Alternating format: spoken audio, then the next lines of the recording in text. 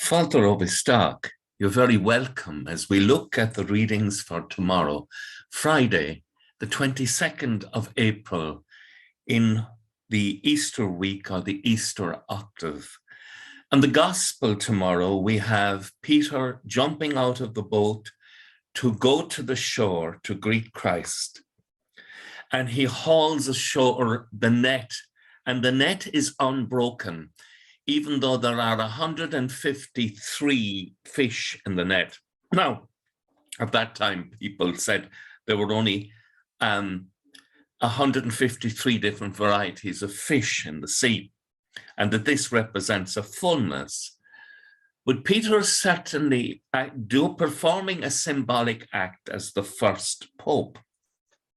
And again, in the first reading tomorrow, taken from Acts chapter 4, we have Peter, after he and John have been arrested and held in prison, now confronting the former authorities of the faith, the religious authorities of Judaism, who are being replaced by him as Pope.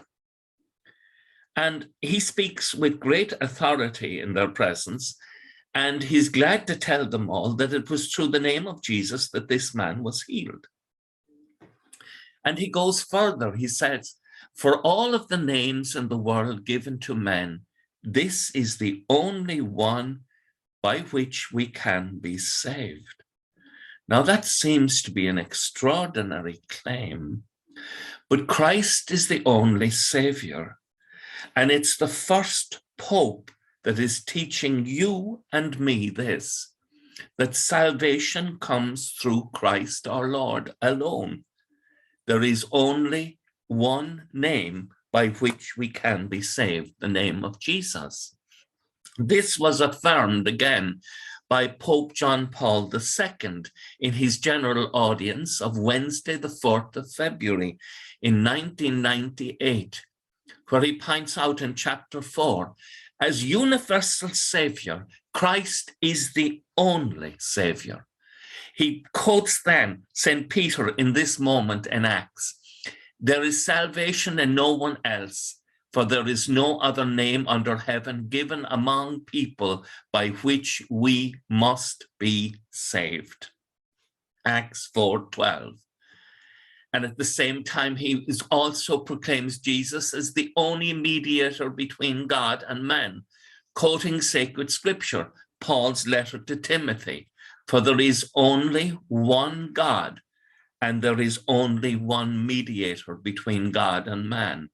And that man, Jesus Christ, or Christ Jesus, who has given himself as a ransom for all, believers and unbelievers. Christ is the Saviour of the world. He is the one through whom all things have been created, and he is the one through whom all will come to salvation by the grace and the ministry of Christ's body in the church, in the world, the church. With thoughts such as these, let us go to our beds this evening, and let us pray that as we awaken in the morning, our hearts will be filled with the wonder of God, and on our lips there will be praises of those wonders. Agus gemano dia ele cogtig shiv ahar mak agus spirit neaf. Amen. Slán gefol. Bye for now.